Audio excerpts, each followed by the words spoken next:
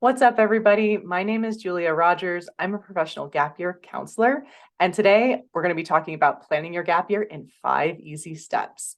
So it's getting to be springtime. That means for high school seniors who are thinking about taking a gap year, now is the time to really get started planning. And if you have been waiting on college acceptances or otherwise haven't gotten started with your planning, no worries. A lot of people wait till the spring of their senior year to really get going with laying down their actual plans and making program recommendations and things like that. So no worries if you're just coming to the planning now. However, now is definitely the time that you want to get going. So when it comes to actually planning your gap year, you really want to think intentionally about what you want to do. So step one is getting started with some goal setting or setting some anchors for your gap year period.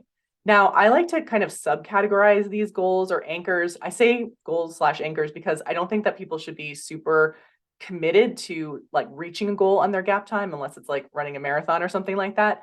But really what you want to do is set intentions for your gap year. And those can be in three categories: personal, practical, and professional. Personal goals are going to be things that you want to do just for yourself, for your own enrichment, because it's what you want to do with this period of time. That's all for you. So it could be things like deepening your interest in the language. It could be, seeing a part of the world you haven't been to yet. It could be practicing a hobby or trying something new, anything like that. Practical goals are going to be things that you're doing to build out your life skills so that when you're after your gap time, you're more prepared to thrive in adulthood. So, things like budgeting, practicing independence, gaining new social skills, leadership skills, all those kinds of things. Professional stuff is going to be career exploration. So maybe you want to experience an interest in marketing in the real world or try out research in a lab or anything like that that's going to help build your resume and give you some clues as to what you want your career path to look like, or at least start down that road. So setting up a couple goals in each of those categories is really going to help when it comes time for step two, which is research. So a gap year, if anything, is kind of a research undertaking in the planning process. I have to say that planning a gap year is super fun, and it's certainly, I think, a lot more exciting than the college application process because it's really about choosing what you want to do. It's not about getting accepted anywhere.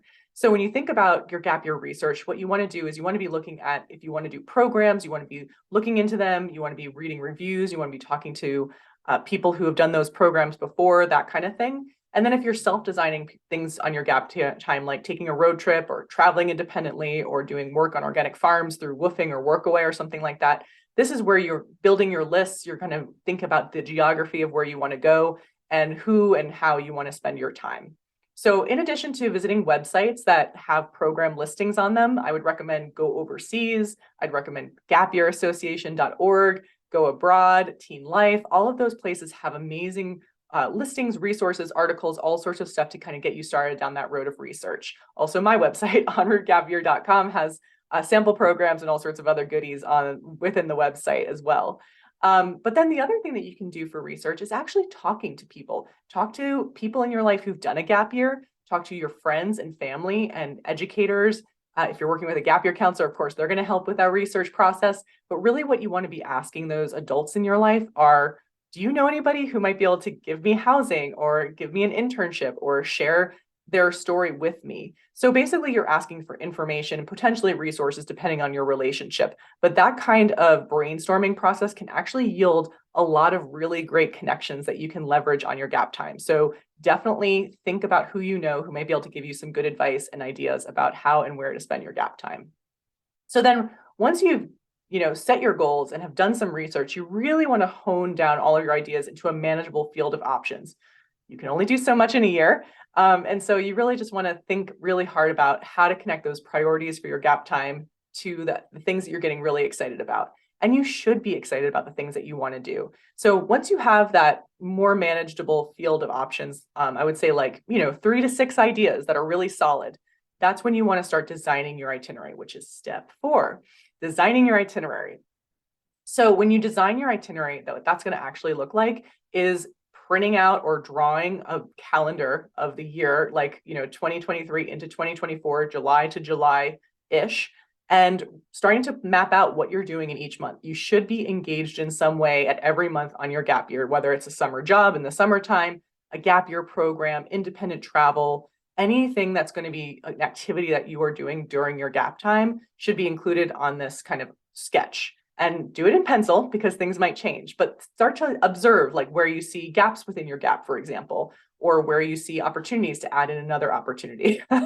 So you're just going to be like kind of visualizing your year and then kind of setting it in stone by starting to apply to opportunities or, figure out your actual plans and book tickets and all that good stuff, which comes to step 5, which is prepare.